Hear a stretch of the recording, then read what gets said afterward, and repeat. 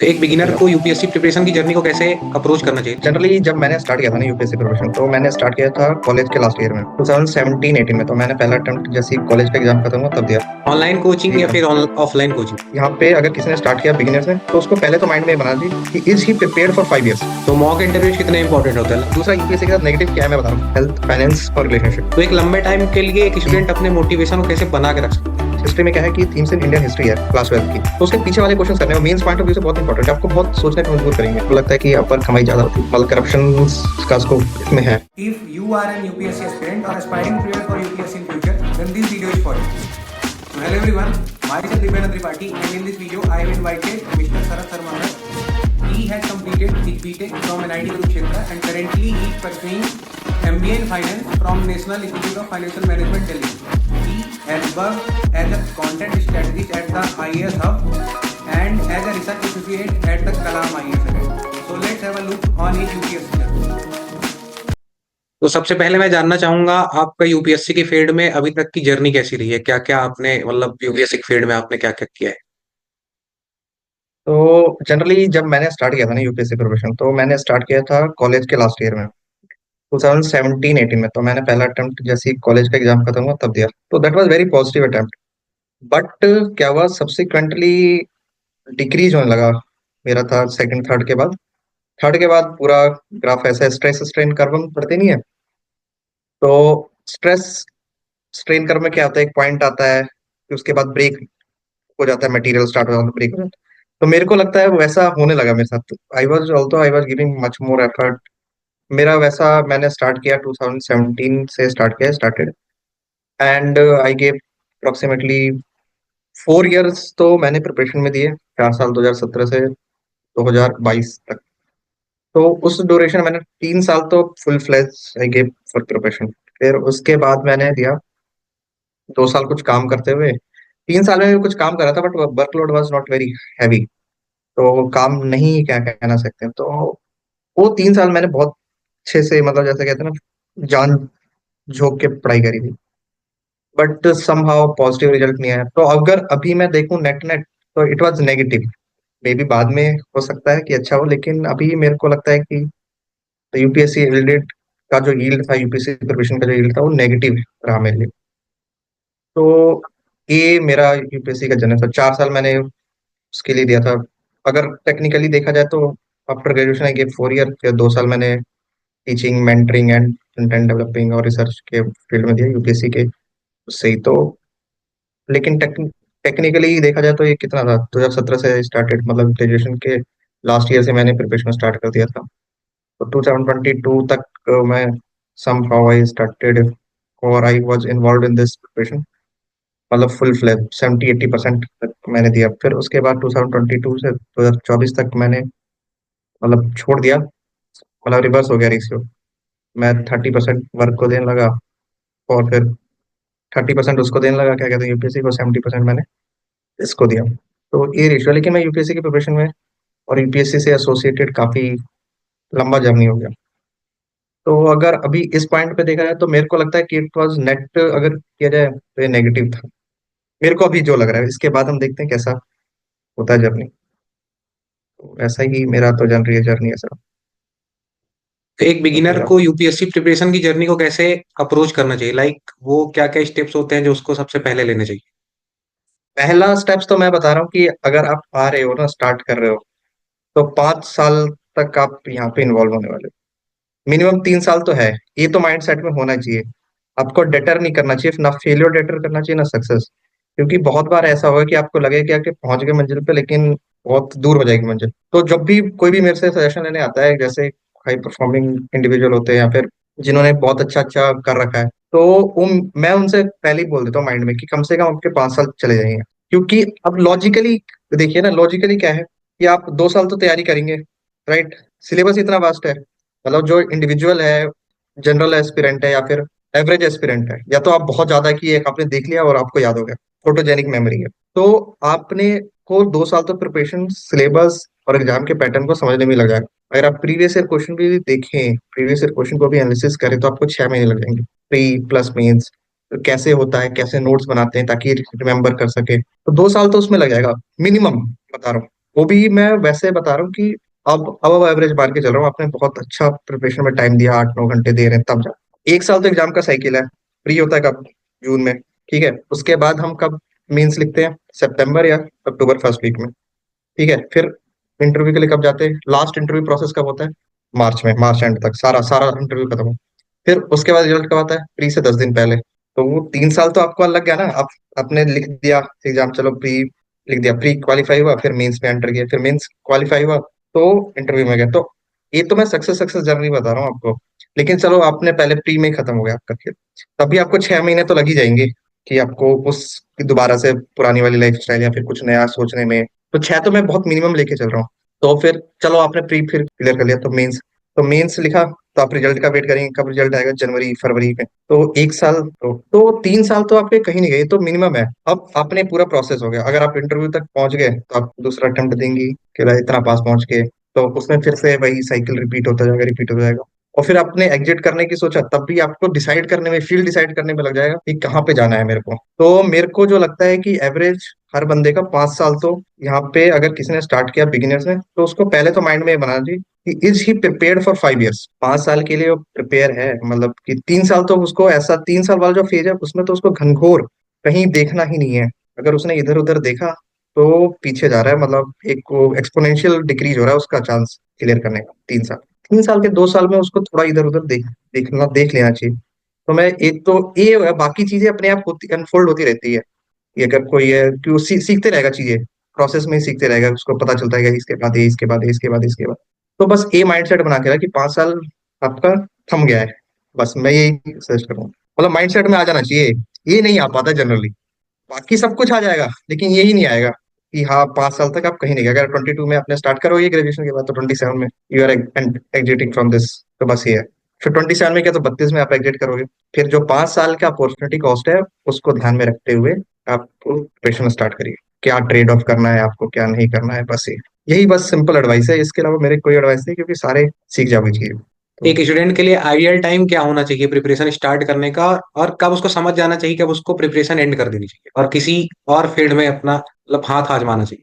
तो ideal time तो ये होना चाहिए जब आप अपना पहला अटेम्प्ट रख के दे, तो उससे पहले आप एटलीस्ट 3 साल का आपका प्रिपरेशन होना चाहिए। मतलब ऐसी हवाबाजी में नहीं आना चाहिए कि हमें एक साल में निकाल देंगे पहले। अब तो थोड़ा कम हो गया, जब मैंने स्टार्ट किया था प्रिपरेशन तो बहुत सारे लोग ऐसे ही बात कर रहे थे कि 6 महीने में निकाल दिया। वो बहुत सारा सोशल मीडिया साइट्स पे हवा चल रहा है। तो 3 साल का आपका पहला अटेम्प्ट का प्रिपरेशन होना चाहिए, ठीक है। और आपने 3 अटेम्प्ट दिए तो आपको फिर यहाँ से निकलने का सोचना चाहिए। दैट वाज द, तब आपको ब्रेक लगाना है, मतलब आपको फिक्स कर लेना है कि ये मेरे को इतने अटेम्प्ट देने हैं, इसके बाद हुआ नहीं हुआ तो आई विल एग्जिट। तो ऑनलाइन कोचिंग यही या था। फिर ऑफलाइन कोचिंग, लाइक दोनों के एडवांटेजेस और मैं प्रेफर, डिसएडवांटेजेस। तो ऑनलाइन कोचिंग के तो एडवांटेजेस लोगों को लगते हैं कि घर के कोजी एटमॉस्फेयर में है, कहीं हो नहीं है, लेकिन डिसिप्लिन बनाना बहुत मुश्किल है ऑनलाइन कोचिंग में। अगर आपने, मेरे को डेटा नहीं पता है कहाँ से डेटा सोर्स हमने किया, तो डेटा अगर देखा जाए तो ऑनलाइन कोचिंग में ड्रॉप आउट रेट बहुत ज्यादा होता है। मतलब 50-60% पीपल कंप्लीट ही नहीं कर पाते कोर्स। तो आपको बहुत हाई मोटिवेशन चाहिए ऑनलाइन कोचिंग का वो करने के लिए। लेकिन जब मैंने प्रिपरेशन स्टार्ट किया था तो मैंने, आयुष बाबा का ILP प्रोग्राम होता है, तो क्या था, उन्होंने डिवाइड कर दिया था सिलेबस को। तो उसको डिवाइड किया, फिर ब्लॉक वाइज डिवाइड किया, टेस्ट क्रिएट किए, तो उसको मैंने डिलीजेंटली फॉलो किया था। तो उसका पॉजिटिव रिजल्ट मिल रहा था मेरे। लेकिन अभी मेरे को उनका वो नहीं पता कि कैसा है। उस टाइम पे तो बहुत सही था, तो कैसे वो कर रहे हैं, कैसे वो डिलीवर कर रहे हैं, कैसा कंटेंट है। कंटेंट उस टाइम पे बहुत सही था, लेकिन अभी मेरे को नहीं पता। तो फिर वो मेरे लिए सही रहा था।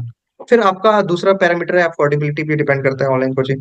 लेकिन मैं जनरली बता रहा हूँ, मैं कभी भी वीडियोस को प्रेफर नहीं करता। मतलब मैं या एडवाइस भी नहीं करता कि आप वीडियो के थ्रू पढ़ाई करें। तो ऑनलाइन कोचिंग में क्या होता है, जनरली क्लास में वीडियो के थ्रू हम क्लास लर्निंग ले रहे हैं। तो मैं जनरली प्रेफर और एडवाइस करता हूँ कि आप किताबों से पढ़ें, क्योंकि किताबों से जो एनालिसिस होती है वो वीडियो से नहीं हो सकती। तो दूसरा क्या है कि मेरा टेंशन, मतलब मैं अपना पर्सनली बता रहा हूँ, तो मेरा टेंशन भी, स्पैन भी कम होता है जब हम देखते हैं ना वीडियो के थ्रू। मतलब क्लासरूम में क्या होता है, क्लासरूम में क्या, तो पीयर टू पीयर लर्निंग भी होता है, कुछ चीजें छूट जाएगी तो हमने जरूर ज्यादा हम सीखते हैं अपने आसपास वालों से कंपेरेटिवली, जो डिलीवरी मोनोलॉग से, या फिर वो ऐसा डिस्कशन होता है उससे ज्यादा सीखते हैं। तो मैं प्रेफर करता हूँ ऑफलाइन कोचिंग। अगर कोचिंग लेनी ही है तो इसलिए ऑफलाइन कोचिंग या फिर आपका कुछ स्टडी ग्रुप हो, पीयर ग्रुप हो या स्टडी सर्कल हो, तो और फिर डिपेंड करता है ना आपका अफोर्डेबिलिटी फैक्टर कहाँ पे है। तो ऑनलाइन कोचिंग, अगर ऑनलाइन कोचिंग लेना है तो फिर आप वैसा प्रेफर करें जिसमें आपको मटेरियल मिल सके, समझ रहे हैं? मतलब वीडियो तो मैं बिल्कुल भी सजेस्ट नहीं करूंगा कि आप वीडियो के थ्रू कोचिंग ले, वीडियो के थ्रू क्लासेस ले। लेकिन अगर आपको कोई अच्छे मटेरियल्स प्रोवाइड कर रहा है, कोई ऑनलाइन कोचिंग इंस्टीट्यूट कोई मेंटरशिप प्रोवाइड कर रहा है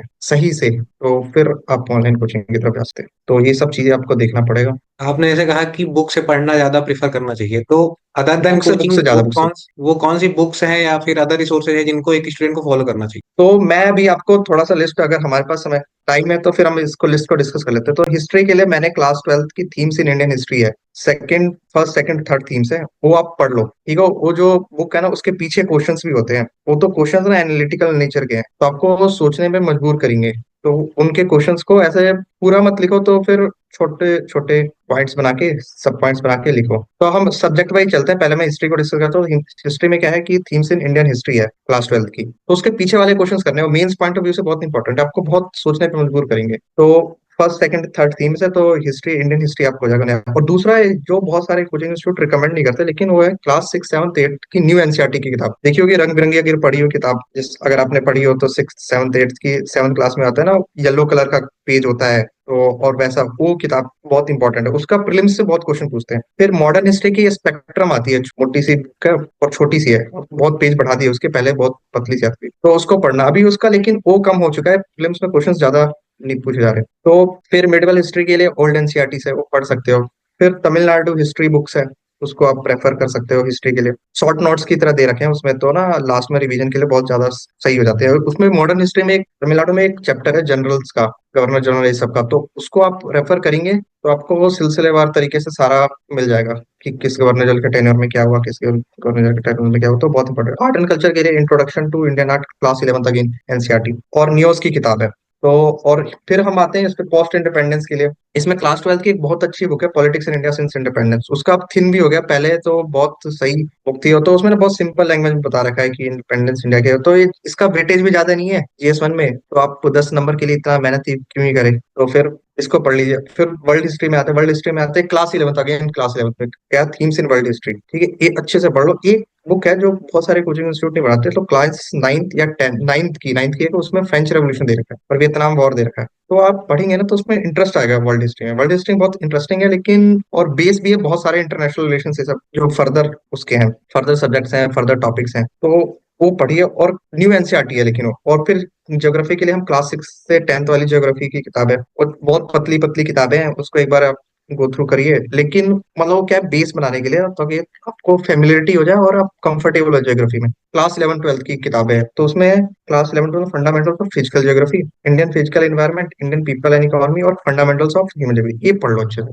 तो ज्योग्राफी पे कहीं से बाहर से नहीं आता क्वेश्चन। और दूसरा क्या, पीएमएफआईएस, पीएमएफआईएस एक है, उसके मटेरियल बहुत रंग बिरंगे तरीके से दे रखे हैं वो, तो फिर वो अच्छे लगते हैं पढ़ने में। और एटलस तो आप ऑक्सफोर्ड का ले लीजिए, उससे पढ़िए। और इंडियन सोसाइटी फिर आता है, तो भी एनसीईआरटी में जाना है, क्लास 12th की इंडियन सोसाइटी, क्लास 12th की सोशल चेंज एंड डेवलपमेंट पढ़े। फिर आता है पॉलिटी, पॉलिटी में लक्ष्मीकांत तो बाइबल है, वो तो हर किसी ने सुना होगा, तो लक्ष्मीकांत को हम पढ़ेंगे। फिर वेयर एक्ट्स पढ़ने की कोशिश करिए, जो वेयर एक्ट मिल रहा है, तो एक बार है, लेकिन ये बार बार नहीं करना। एक बार आपने पढ़ लिया ना, तो रिवीजन के टाइम आपको लक्ष्मीकांत ही पढ़ना है। और एक एक दो इंपॉर्टेंट किताबें जो एनसीईआरटी 11th की, इंडियन कॉन्स्टिट्यूशन एट वर्क और पॉलिटिकल थ्योरी, बहुत अच्छे से पढ़िए और बहुत ज्यादा अच्छा बेस बिल्ड करेगा ये। पॉलिटी इज लाइक स्कोरिंग, अगर आपने पॉलिटिक्स में क्वेश्चन गलत कर दिए तो आप नेक्स्ट ईयर एग्जाम देना, क्योंकि बाकी में नहीं हो पाएगा। फिर हम आते हैं इकोनॉमी में। इकोनॉमी में इंडियन इकोनॉमिक डेवलपमेंट है, एक अच्छी बुक है। और दूसरी इकोनॉमी की किताब आती है क्लास 12th की, मैक्रो इकोनॉमी की, छोटी सी, उसके सारे नहीं पढ़ने, लेकिन वो कॉन्सेप्ट क्लियर करने के लिए ठीक है। लेकिन बजट और इकोनॉमिक सर्वे बहुत इंपॉर्टेंट, इकोनॉमिक सर्वे आता है इस साल का है इकोनॉमिक सर्वे, पिछले साल का भी पढ़ लीजिए। तो उसमें पढ़ना कैसे, जो मैंने किया था, तो उसमें क्या करते हैं कि हम ना जो की टर्म्स आएंगे बहुत सारे और कुछ ट्रेंड्स आएंगे, तो नंबर से याद कर नहीं सकते, तो हम ट्रेंड को देखते हैं, और की टर्म्स आते हैं उनको गूगल करते हैं, बार फिर गूगल करके एक शॉर्ट नोट्स बना लिए और बार बार रिवाइज कर लिए, ठीक है?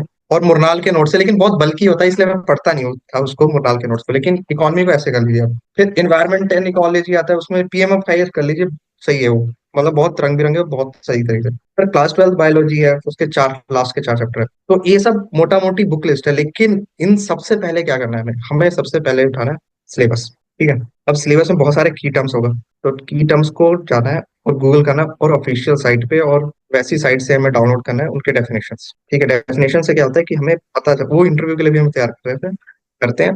तो डेफिनेशन डाउनलोड कर लेना है पहले तो, और डेफिनेशन के नोट्स बना है। ठीक है, और फिर उसके बाद हमें जाना है previous year question paper mains के। अब करना है क्या है, हमें सॉर्टिंग करनी है। जैसे सिलेबस आ गया हमारे पास, पहले प्रीवियस ईयर क्वेश्चन आ गए, तो सिलेबस का एक हेडिंग, फिर उसके बाद हमने क्या किया, उसका एक सब हेडिंग बना दिया प्रीवियस ईयर क्वेश्चन का। फिर उसके आंसर्स हमने पॉइंट्स की पॉइंट्स में लिख दिए, ये मेंस के हिसाब से।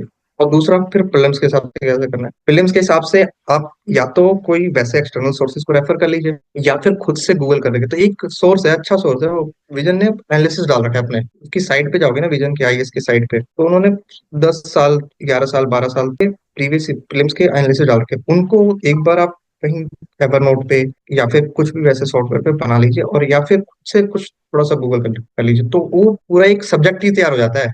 एक अलग सब्जेक्ट है वो प्रीवियस ईयर क्वेश्चन। तो ऐसे करना है, कैसे करना है मैं एक बार रिवाइज करवा देता हूँ कैसे करना है। कि पहले हमने सिलेबस का सब हेडिंग निकाला, जैसे पॉलिटी है तो उसके अंदर अगर आप मान लो इंटरनेशनल रिलेशंस, तो इंटरनेशनल रिलेशंस में क्या है कि इंडिया एंड यूएस रिलेशंस, तो हमने उसको उठा लिया। फिर उसके भीतर जितने 5 साल के क्वेश्चंस पूछे गए, एक सब हेडिंग बना ली, और उन क्वेश्चंस के की पॉइंट्स आंसर करते हैं, कुछ कीवर्ड्स डाल दिए कुछ, ताकि वो बाद में हमें रिवाइज करने में आसानी हो। तो हर सब्जेक्ट का सिमिलरली ऐसे ही करना है। एथिक्स में तो एप्टीट्यूड आ गया, मतलब एक टॉपिक है एटीट्यूड, जीएस 4 का टॉपिक है एटीट्यूड, तो फिर एटीट्यूड से रिलेटेड क्वेश्चन देखने, फिर उन क्वेश्चंस के की पॉइंट बना लें, थोड़ा ठीक से मतलब अबव एवरेज बना लेना, ताकि हमें बाद में काम करें, क्योंकि बहुत ज्यादा चांस है कि रिपीट होगा, और रिपीट नहीं होगा तो उनको हम यूज कर सकते हैं अदर आंसर्स में, क्योंकि it's all about reframing the questions और reframing the answers to the questions. तो वो बहुत ज्यादा एज करेगा, और मेरे को लगता है कि ये हैबिट स्टार्ट कर देनी चाहिए 6-7 महीने की प्रिपरेशन के बाद। तो ये बहुत अच्छी एक्सरसाइज है। तो एक स्टूडेंट को नेक्स्ट क्वेश्चन, प्रिपरेशन की किस स्टेज पे आंसर राइटिंग प्रैक्टिस स्टार्ट कर देनी चाहिए?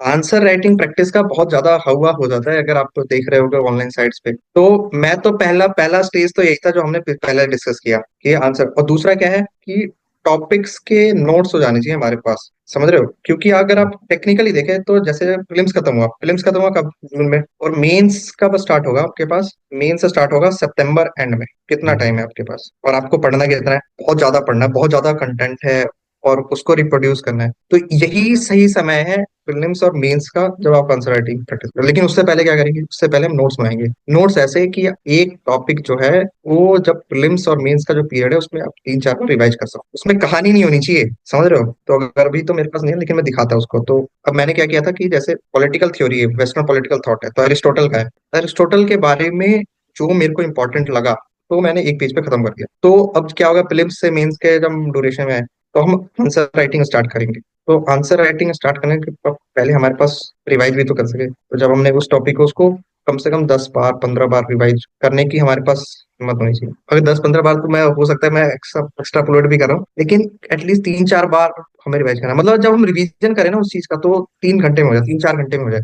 ऐसे नहीं, फिर हमें वो नहीं होता, स्कैटर्ड नहीं होना चाहिए हमारा जो भी कंटेंट है। तो that is the ideal time to do mains answer writing practice. Prelims और मेंस के का जो ड्यूरेशन होता है वही आइडियल टाइम है, उससे पहले नहीं करना चाहिए। उससे पहले हमें नोट्स बनाने चाहिए, और नोट्स भी ऐसे शॉर्ट नोट्स बनाने चाहिए। और नोट्स भी कब बनाने चाहिए, जब हम 3-4 बार रीडिंग कर ले। क्योंकि पहली बार क्या होता है कि जनरली मेरे साथ भी होता है, कि सबके साथ ही होगा, आप पहली बार किताब पढ़ेंगे तो हमें लगा ये भी इंपॉर्टेंट है, ये भी इंपॉर्टेंट है, ये भी इंपॉर्टेंट है, सारा डाल दो, तो बहुत बल्कि हो जाए। तो that was the ideal time. तो ये मैं सजेशन है मेरा। सो मॉक इंटरव्यूज कितने इंपॉर्टेंट होते हैं? लाइक मॉक इंटरव्यूज में मिले फीडबैक को एक स्टूडेंट को कैसे इंटरप्रेट करना चाहिए? मॉक इंटरव्यूज बहुत इंपॉर्टेंट होते हैं एक्चुअली, क्योंकि अगर जैसे हमने क्या है कि मैंने स्टार्ट किया अपना जर्नी, तो हम उससे पहले बहुत कम ही इंटरव्यू के प्रोसेस में गए होंगे, ठीक है? तो उसमें क्या होगा, तो जब मॉक इंटरव्यू देते हैं तो उससे पहले हम आइसोलेटेड भी हो जाते हैं। तो मॉक इंटरव्यू देते हैं तो हम खुलने लग जाते हैं, तो फिर उससे हमें बहुत बार हमें, जैसे क्रिएटिव ये सब फील्ड में होंगे ना, तो आपको लगेगा कि जो आप बोल रहे हो सही हो रहा है। जैसे मैं भी, अगर आप होगा ना, जैसे लिखूंगा आंसर, तो कोई पहली बार लिखेगा आंसर ना, तो उसको लगेगा कि बहुत, जो भी मैं लिख रहा हूँ ना वो सही लिख रहा हूँ क्रिएटिव। लेकिन हम ना बहुत कुछ भी लिख देते हैं कभी कभार। तो क्या, मॉक इंटरव्यू के थ्रू मॉनिटर हो जाते हैं बहुत सारे, जैसे हमने बहुत सारे माइन्यूट माइन्यूट डिटेल्स होते हैं, तो साइकोलॉजिस्ट बैठे होते हैं वहाँ पे, तो वो फीडबैक जो देते हैं ना, that helps in the long run. मतलब हमें हर चीज के लिए प्रिपेयर करना है, ऐसे नहीं है कि अगर आपने, और वो एक्सपर्ट्स लोग हैं तो मॉक इंटरव्यू ले रहे हैं, अगर नहीं भी एक्सपर्ट्स है तो आपको ग्रिल कर रहे हैं, तो आप बहुत सारी चीज, जैसे अगर आपने मेरे से कुछ ऐसा सवाल पूछ लिया अभी, तो हो सकता है मैं प्रिपेयर ना हूँ लेकिन अगर मेरा प्रेजेंस ऑफ माइंड है, यार मैंने बहुत बार इंटरव्यू दिया है, बहुत बार वो दिया है, तो मैं उसको हैंडल कर सकता हूँ। लेकिन अगर मैं पहली बार ही इंटरव्यू दे रहा हूँ तो मैं उसको हैंडल नहीं कर सकता हूँ ना। ये हर चीज में एप्लीकेबल है। आपने पहले कोई क्वेश्चन किया नहीं, सॉल्व नहीं किया, जैसे आपने आपकी ब्रांच सिविल है, आपने कोई क्वेश्चन सॉल्व नहीं किया और पेपर में आ गया हो, तो आप कैसे हो जाएंगे, पूरे हाथ पैर और पैर फूलने लगेंगे, ये सब हो जाएगा। तो इसलिए मॉक इंटरव्यू बहुत जरूरी है, और उनकी क्रिटिसिज्म को पॉजिटिव लेना चाहिए, पॉजिटिव क्रिटिसिज्म को हमें लेना चाहिए, उसको नेगेटिव वे में नहीं, और बार बार रेक्टिफाई करने की कोशिश करना चाहिए। लेकिन ऐसा भी डेविएट भी नहीं होना चाहिए कि आपका जो क्या कहते हैं इनर स्ट्रेंथ ही खत्म हो रहा है या फिर सेल्फ कॉन्फिडेंस डाउन हो रहा है। तो उस डायरेक्शन में मेरे को लगता है mock interviews are very much important for the, क्योंकि मैंने इंटरव्यू उसमें काम भी किया था कि इंटरव्यू प्रिपरेशन वाले में, तो उसमें जो हम फीडबैक देते थे या जो गलतियां होते थे, आइडली जरूरी नहीं कि मेरा ही फीडबैक इंपॉर्टेंट है, आप बहुत सारे लोगों से लो, फिर कुछ तो ऐसा होगा जो कॉमन होगा, तो कॉमन को आपको फिर वो करना है, कॉमन जो है उसको तो एटलीस्ट इंप्रूव करिए। मेंस का मेरे को चीज ध्यान आ रहा है कि मेंस आंसर राइटिंग में भी क्या होता है कि स्टार्टिंग में लोग ना टाइम स्टैम्प, जब हम क्वेश्चन स्टार्ट करते हैं तो क्या, क्योंकि टाइम 10 नंबर के क्वेश्चन आते हैं, 15 नंबर के क्वेश्चन आते हैं, तो आपके पास 3 घंटे का टाइम है और क्वेश्चन से बहुत ज्यादा। तो स्टार्टिंग में जब लोग मेंस आंसर राइटिंग प्रैक्टिस करते हैं ना, जब प्रीलिम्स से पहले, तो क्या करते हैं कि वो टाइम स्टैम्प के भीतर लिखने की 7.5 मिनट उनको कोचिंग वाले होगा बना देते हैं कि 7 मिनट के भीतर लिखना है, 8 मिनट के भीतर लिखना है, 10 नंबर का क्वेश्चन है तो 7 मिनट के भीतर लिखना है, और आठ वो 15 नंबर का क्वेश्चन है तो 8 साढ़े 8 मिनट के भीतर। तो इसके उस पे भी नहीं जाना चाहिए हमें। पहले क्या है, कंटेंट बिल्ड करना है, कंटेंट, फिर उसके बाद क्या है, कंटेंट को प्रेजेंट कैसे करना है, फिर उसके बाद क्या है, स्पीड। तीन चीज है जो हमें फोकस करना चाहिए। स्पीड आ जाएगी, आप जब लास्ट लास्ट तक 1 महीने में आओगे ना, तो अपने आप स्पीड आ जाएगी। तो content, this is the process, content build, फिर उसके बाद लिखना आना चाहिए, फिर उसके बाद स्पीड। तो ये था, ये मेरा पिछले उसमें हमारा छूट गया था क्वेश्चन में, तो हम इस पे अगर कोई मेंस आंसर राइटिंग प्रैक्टिस कर रहा है ना, so that is advisable for sure. तो यही है। जैसे आज लाखों लोग यूपीएससी की प्रिपरेशन कर रहे हैं, उनमें से कुछ को एक अटेम्प्ट में सक्सेस मिल जाती है, तो कुछ को 4-5 अटेम्प्ट में भी सक्सेस नहीं मिल पाती। तो एक लंबे टाइम के लिए एक स्टूडेंट अपने मोटिवेशन को कैसे बना के रख सकते हैं? तो जैसे कुछ को एक अटेम्प्ट में सक्सेस मिल जाती है, तो मेरा इसमें मानना है ना कि जिनको फर्स्ट अटेम्प्ट में सक्सेस मिलती है, तो उनके साथ क्या है, उनके अगर आप बैकग्राउंड देखें ना, तो पिछला जो पढ़ाई का जो बैकग्राउंड होता है ना, उनका प्रेशन का जो उन्होंने सिग्निफिकेंट अमाउंट ऑफ टाइम दिया, तो वो कम से कम 3-4 साल का होता है। ये एवरेज है, मतलब एवरेज जो जनरल के लिए है। जो जितने बच्चे मैंने देखे, तो उन्होंने अगर पहले अटेम्प्ट में क्लियर किया होता है, तो उससे पहले वो 3 या 4 साल का उन्होंने समय दिया ही होता है, ठीक है, तब जाके वो पहला अटेम्प्ट थे, तो उनका पहला अटेम्प्ट क्लियर। अगर कोई बहुत सारे 4-5, तो मेरे को तो जस्टिफाई नहीं लगता कि अगर आप 4-5 या 30-32 में ब्यूरोक्रेट बन रहे हैं, मतलब I did not prefer this. आपको 3-4 के बाद एग्जिट, 4 के बाद एग्जिट कर लेने की सोच ही लेना चाहिए। हाँ, फिर अदर फैक्टर्स है कि जैसे अगर कोई 4-5 अटेम्प्ट तक जाना चाहता है, तो क्या है, अगर बार बार इंटरव्यू तक जा रहा है, बार बार मीन्स लिख रहा है, तो बर्थ है उसका। लेकिन अगर आपने एक बार, मतलब अनइवन है आपका, कभी प्रीलिम्स हो रहा है, कभी मेंस हो रहा है, कभी प्रीलिम्स कैसे करके आप इंटरव्यू तक नहीं पहुंच पा रहे, तो आपको सोचना चाहिए, फिर हमें नहीं है हमारे लिए बनी हुई। तो मोटिवेशन कैसे रखना चाहिए, तो मोटिवेशन आप 3-4 साल तक ही रख सकते हैं, फिर उसके बाद मोटिवेशन नहीं रखते मेरा जो मानना है, क्योंकि खुद भी सोचो ना, क्या है कि आप प्राइम ईयर्स ऑफ यूथ में हो, आप 22 से आपने स्टार्ट किया, मतलब मोस्ट ऑफ द बच्चे ना, और या फिर 22 से आप 3 अटेम्प्ट दोगे तो कितना हो जाएगा, 25 हो जाएगा, तो आपने अर्न किया नहीं। और दूसरा, यूपीएससी के साथ नेगेटिव क्या है मैं बता रहा हूँ, हमारी लाइफ में 3 चीज होती है। पहली चीज हेल्थ, फाइनेंस और रिलेशनशिप। तो अगर आप दूसरे सेक्टर में हैं, तो हो सकता है कुछ एक पिलर कम हो, 2 पिलर कम हो, एक तो रहेगा। लेकिन अगर आप यहाँ पे हैं, तो इन तीनों में से कोई नहीं रहेगा, मैं गारंटेड बता रहा हूँ, अगर आपने सिग्निफिकेंट अमाउंट ऑफ प्रिपरेशन में टाइम दे दिया। पहले 2 अटेम्प्ट में लगता है कि हाँ हो जाएगा, कुछ है वैसे, है भी कुछ नहीं पढ़ने के लिए, कि मतलब आपको हार्डवर्क किया, बस आपको मेमोराइज करना है, कुछ एनालिटिकल है नहीं, क्यों जेई तो है नहीं, कैट तो है नहीं। तो अगर आपका तीनों पिलर ही खराब हो गया, आपकी हेल्थ खराब है, कि हेल्थ खराब है, आप पढ़े इतना ज्यादा स्ट्रेस हो गए, तो हेल्थ भी खराब। फिर आपका रिलेशनशिप, कौन रहना चाहेगा जो ब्रोकन मैन है, या ब्रोकन मतलब जिसका स्ट्रेस ही इतना हाई है, तो मेंटल हेल्थ इश्यूज हैं, तो खराब। फाइनेंस, आप पैसा कमा नहीं रहे हो, तो मोस्ट ऑफ देम क्या होता है, मिडिल क्लास फैमिली से होते हैं, तो फिर तीनों चीजें खराब होगी ना आपकी। तो आप वही लोग लंबे समय तक सस्टेन कर पाते हैं जिन प्रिपरेशन में, जिनका क्या होता है कि वो फैमिली बैकग्राउंड सही है, अपर मिडिल क्लास से हैं, तो they can sustain for longer period, है वो क्लियर भी कर पाते हैं। मतलब स्टेट्स भी है, अगर आप देखेंगे तो उनकी फैमिली बैकग्राउंड हिस्ट्री देखेंगे, तो most of them from bureaucrats या फिर बिजनेसमैन फैमिली से होते हैं, 99% या 90%। तो ऐसा है। तो फाइनेंशियल्स आप थोड़े स्ट्रॉन्ग करके रखिए, जब 4-5 अटेम्प्ट तक जाना है, तो मोटिवेशन रखना है, तो पैसा तो होना ही चाहिए मोटिवेशन रखने के लिए। अगर पैसा होगा तो हेल्थ भी आ ही जाएगा, और अगर हेल्थ नहीं है तो पैसे से हेल्थ, तो पैसा वाला हेल्थ का थोड़ा जा सकते हो, ट्रेडमिल पे भाग सकते हो, जिम जा सकते हो, या साइकोलॉजिस्ट के पास जा सकते हो। बहुत ज्यादा दिक्कत होती है वहाँ पे साइकोलॉजिस्ट के, मतलब वो बढ़ गया है काफी। और रिलेशनशिप भी सही रहेगा, अगर आपका पास पैसा है तो अर्न कर रहे हो, तो 4-5 साल तो लग ही जाएंगे, 3 साल, 3 to 5 वाला जो। आजकल जो एक हाइप क्रिएट कर दी गई है यूपीएससी की इतनी सारी, फिर चाहे वो कोचिंग्स के थ्रू हो या फिर different different social media platforms पे रील्स के थ्रू हो, तो क्या 2025 में यूपीएससी की प्रिपरेशन करना वर्थ इट है या फिर नहीं? तो डिपेंड करता है मोटिवेशन क्या है, लेकिन मेरे को लगता है अननेसेसरी ओवर हाइप है, क्योंकि एक तो सीटें खराब खत्म कम हो रही है। ठीक है, मतलब हम देख लेते हैं ना इसको, वैसे रूट कॉज क्या है एनालिसिस करके देख लेते हैं। तो पहले आपकी सीट्स कितनी है, 1000 से नीचे, ठीक है, और फिर हाइप कैसा क्रिएट किया गया है कि आपके पास रील्स आ रहे हैं, सरकारी नौकरी है की आ रही है, रील्स आ रही है, और दूसरी कैसी तरह की चीज आ रही है कि बहुत आपके पास पावर आ गया, बहुत कुछ आ गया, मतलब तो अब उसके लिए फिर लोग क्यों करते हैं, क्योंकि उनको लगता है कि अब पर कमाई ज्यादा होती है, मतलब करप्शन का स्कोप इसमें है, अगर नहीं भी चाहो तो भी हो जाएगा। चाणक्य का कोट है ना कि शहद है और मधुमक्खी है, तो अगर मधुमक्खी है तो शहद को तो चाटेगी ही चाटेगी, तो वैसा ही है। तो लोगों को लगता है कि हम आएंगे हो जाएगा क्लियर। जनरली मेरे साथ जो ये मिस्टेक हुआ था यही हुआ था कि मेरे को लगा था कि हम ज्यादा समय रुकूंगा नहीं यहाँ पे, एक दो अटेम्प्ट में क्लियर हो जाएगा, लेकिन ऐसा होता नहीं है। आप एक बार एंटर किए तो आप अंदर अंदर जाते जाएंगे। तो हाइप तो अननेसेसरी है, लेकिन उस हाइप में लोग बरगला भी जा रहे हैं। अब तो क्या हो रहा है कि जैसे ऑनलाइन कोचिंग्स आई हैं, तो अवध ओझा जी के रील्स या फिर विकास देवी कृति जी के रील्स गांव गांव तक पहुंच गए हैं, तो पेरेंट्स को भी लगता है वो मोटिवेशन का डोज डाल डाल के खेत बेच के बच्चों को आईएएस बनाना है, तो वो भी बेच। लेकिन हमारा कैलिबर क्या, हम बैठ पा रहे हैं 8-9 घंटे? अगर आपके प्रोफेशन का है तो अगर नहीं बैठ पा रहे हैं तो कब कब तक बैठ पाएगा? बहुत सारे बच्चे जो एवरेज फैमिली से आते हैं वो कब तक बैठ पाते हैं? एक साल उन्होंने सिग्निफिकेंट अमाउंट प्रिपरेशन दिया तो बैठ पाते हैं। लेकिन आपसे compete आप किससे करो, आईटी वाले, उनके लिए तो क्या 3-4 घंटे पढ़ना ही स्नैक्स है, स्नैक्स की तरह है। तो पढ़ पाते हैं ना। तो आपका कैलिबर है क्या कि आप बैठ पा रहे हो? अगर आप बैठ पा रहे हो तो सही है, आप प्रिपरेशन स्टार्ट करिए। फिर आप ये भी देखिए कि अगर आपने यहाँ पे प्रिपरेशन स्टार्ट किया तो अपॉर्चुनिटी कॉस्ट क्या है। जैसे मेरा एक दोस्त था, तो उसने प्रिपरेशन स्टार्ट किया, उसका यूपीएससी से पहले उसने एसएससी किया, तो अभी मिनिस्ट्री ऑफ एक्सटर्नल अफेयर्स में। तो उसने कहा कि मेरे को लगता है ना कि मैं यहाँ से ज्यादा अच्छा अपने डोमेन में कर सकता था, जो मैकेनिकल में था मैं उसी में करना चाहता रिसर्च, क्योंकि मेरे को वो इंटेलेक्चुअल वर्क पसंद था। तो ये सब भी, ये सिर्फ सोसाइटी के लिए, सोशल सिक्योरिटी के लिए, सोशल फेम के लिए यहाँ पे नहीं चाहिए। लेकिन फिर दूसरा साइड भी इसमें देखना है कि है, क्योंकि मेरे को नहीं लगता कि यूपीएससी के अलावा कोई और अदर जॉब है जिसका सोशल मोबिलिटी इतना है। Social mobility in the sense कि आपका जनरेशन चेंज हो जा रहा है। अब पावर कॉरिडोर में चले जा रहे हो, मतलब most of the middle class के लिए क्या है, कभी वो पावर कॉरिडोर पॉलिटिक्स के थ्रू जा नहीं सकता, पूरे पावर कॉरिडोर में किसके पढ़ाई के थ्रू जा सकता है। तो आपने कितना क्वांटम जंप लिया, 4 जनरेशन का जंप लिया आपने क्वांटम। अगर आपने क्लियर कर लिया यहाँ से एग्जाम, तो आपका नेटवर्क कैसे, आपके बच्चे कहाँ पढ़ेंगे, हार्वर्ड में, ऑक्सफोर्ड में, मतलब उनका सोशल सर्कल कैसा हो गया और कैसे लोगों के साथ रहेंगे। तो वो तो है ही ना,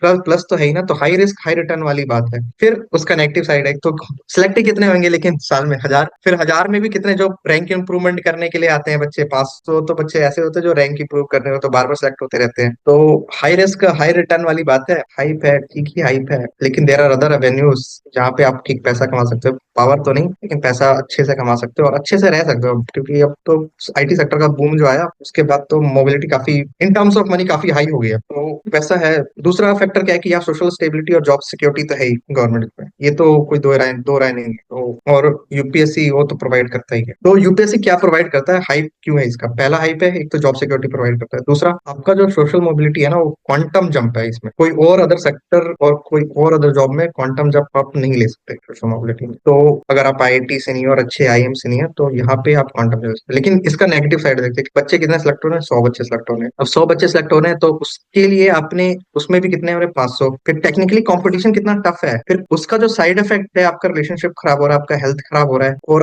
आपका फाइनेंशियल कंडीशन खराब हो रहा है, उससे निकलने में आपको कितना समय लग जाएगा? अपने 5 साल याद है, उससे उनको ठीक करने में आपको 10 साल लग जाएंगे। अगर आप 25 में एग्जिट करते हैं ना, तो उन चीजों को करेक्ट करते करते आपको 32-35। फिर आपका जो कॉन्फिडेंस का लॉस होता है वो सबसे खतरनाक होता है यूपीएससी में, और कहीं नहीं होता। आपको लगेगा कि आप कुछ कर नहीं सकते, तो उसको रिगेन करने में कितना समय लगेगा। तो यही है, मतलब आप हाइप तो अपना डिसीजन ले और अपना वो क्या कहते हैं उसको ब्रेन यूज करें कैसे करना है। So at last, I am so thankful to you that you have given us your precious time.